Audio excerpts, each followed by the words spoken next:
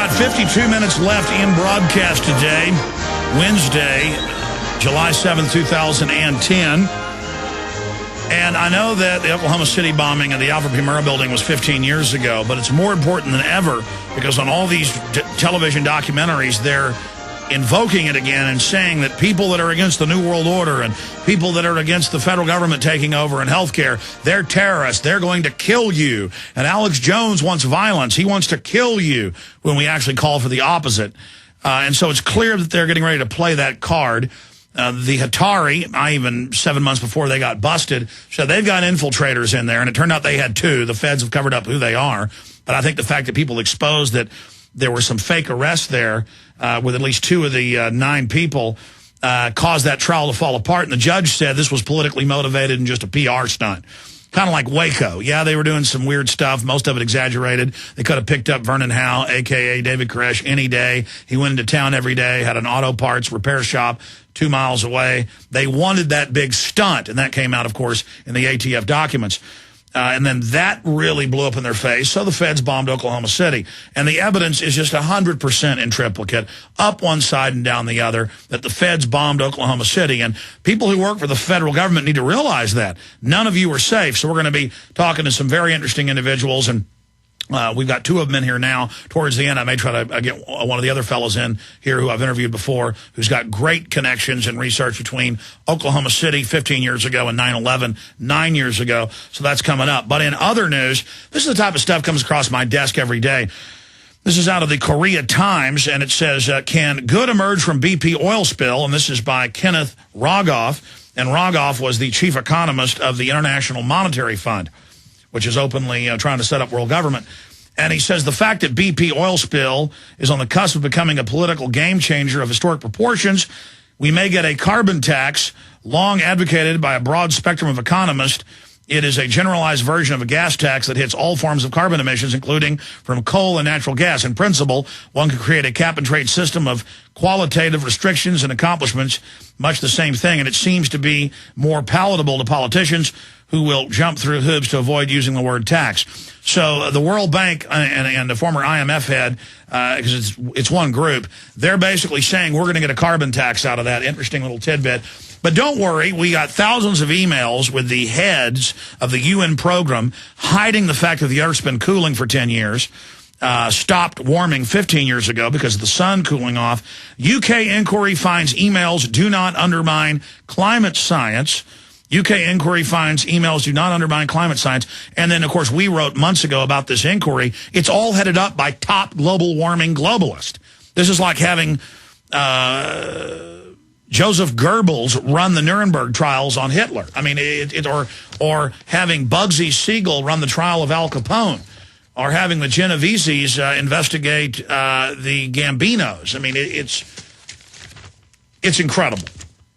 I mean, it's worse than the fox guarding the hen house. And we have a key article by Steve Watson up at prisonplanet.com. ClimateGate whitewash complete. Third inquiry clears everyone involved. And then we have our top stories today. They're up on GCNlive.com. That's GCN, the initials, GCNlive.com. That's the Genesis Network that syndicates this show. New York National Guard units scan vehicles for gun confiscations. We have the Fox News clip there from the local news and photos of the gun searches and confiscations going on in America at GCNlive.com.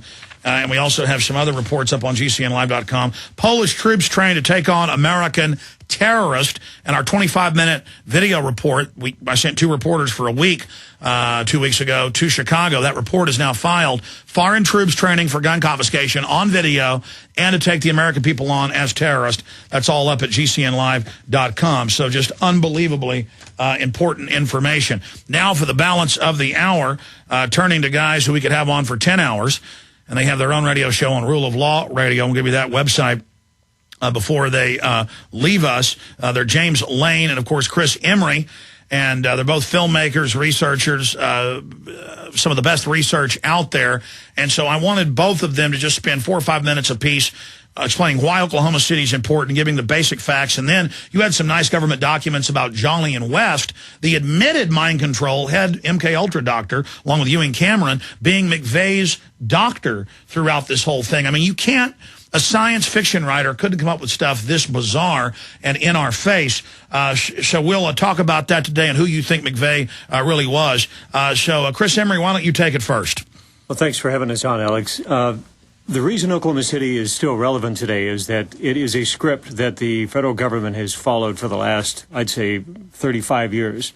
And it's easy to see when an action comes up like 9/11 or these militia raids and so forth, you know pretty much you set up a clipboard and you know exactly what's going to happen. And even before I get into filmmaking and the truth movement, so to speak, or research on this, I was listening to your shows, and I said, you know what, Alex is right. You hit all of the points, and it's easy to see how they do this. And they have no compunction. They're not embarrassed. They're actually very proud of the fact that they repeat these. And it's insidious. It doesn't get any worse than that. People need to wake up. And they need to know, not only Oklahoma City, but Waco, it's a consistent trail of events, and it gets worse. The body count is worse as it goes along. What we're trying to do with this film is bring out a lot of the information that people haven't been exposed to. James is going to elaborate on footage that has never been seen before, that has come our way. We're going to highlight that. You're interviewing Terrence Yeage's family about how they murdered him. I mean, you're getting all the interviews. Yes, sir. So anyway, we want to bring a completely fresh perspective on this, information that has never been revealed before, and we are very grateful for having the opportunity to be on here to reveal this information. Oh, I'm glad to have you here. This was just an afterthought that you're here to interview me for the film. I'm honored to be part of that. Yes. But I mean, get into just let's say you had 3 minutes on national TV. What would you say to the public about Oklahoma City to get them to realize what really happened? 12 people were involved that we know of, it as many as 18. The scripted 2 perps and nobody else involved is complete bunk. That is a slap in the face to the victims' family members and survivors. People need to realize that we are going to expose information. We choose to remember the deaths of these people and the truth versus a lie. The second thing is that there were so many people, so much resources. There was more money spent covering up this case than actually investigating in the proper manner. The federal government actually went backwards. They did a complete U-turn on all of the ethics, all of the integrity, all of the resources, the professional, everything they had. They threw it out the window just to make sure that this was covered up, because we know that there were actually assets, government assets, both in the United States and elsewhere overseas, that were involved in making sure that this thing came down. They were supposed to stop it at the last minute, and it backfired right at their feet.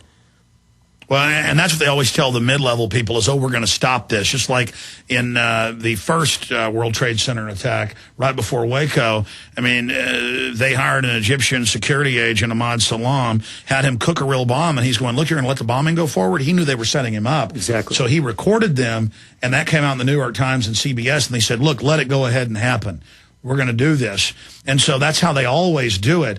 But, I mean, you have Jane Graham, everybody else in the building, seeing McVeigh and the other guys in there planning the bombs, and she thought it was gray sticks of butter. That's right. James, you wanted to go ahead and add a few things on that? Yeah, I think the one thing that stood out to me the most as I'm doing my research was the AMFO bomb, the story that it was AMFO that was used. The ammonium nitrate and fuel oil mixture would create a cloud of nitric gas. Well, we know because of the Terrence Yeage story that he was there within minutes of the bombing, pulling Tom Hall out.